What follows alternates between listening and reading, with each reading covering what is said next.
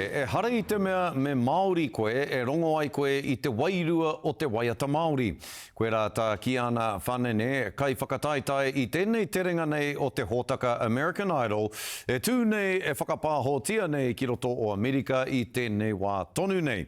Nā tana pūkeketanga ki te kawe I te reo Māori ki te atamira o American Idol, kua rere peta atu ngā mihi I Aotearoa nei ki aia. Me te aha, nāna I tau atu ai he waiata reo Māori ki mui te aroaro o te hia miliona kai mā takitaki I taua hōtaka rongonui.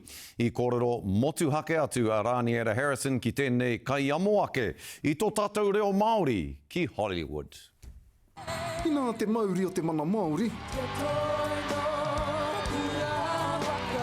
Ka whakapiki ake ki te whataarangi nui o American Idol. Something else stepped forward and then there were no nerves. It was just something was leading me and I left it all out. I left it all out there on the stage. E ko ana te kōpara nei a Kyana Fanene I tāna whakatakinga waiata I te hōtaka hou o American Idol. Papa always said to me.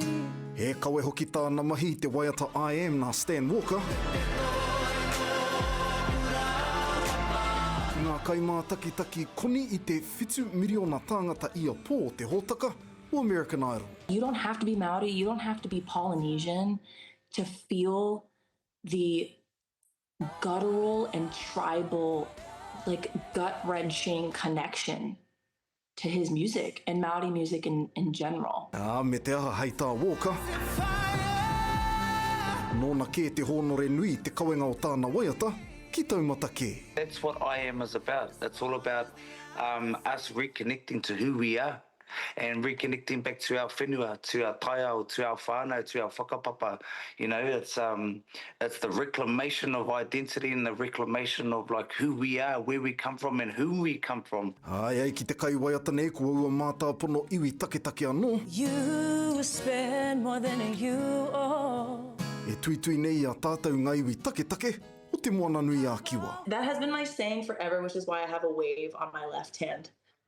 Literally. The ocean is, I feel, my best friend, and I've only ever thought that it never separates, it brings us together. Hei tāna anō.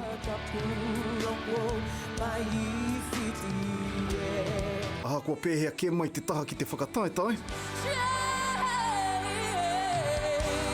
Kua maranga ke te kau ai, ki te kōmata o te rangi. It's a win for me. And that's how I know that this competition feels good for me, because I'm not aching to win a title, I'm aching to show people who I am. Aha kua rā kai tawhiti. O te reo manatunga tonu o tua whakarere, e kaua tonu hi ana. Raniera Harrison. Kia ora everyone! Te Karere.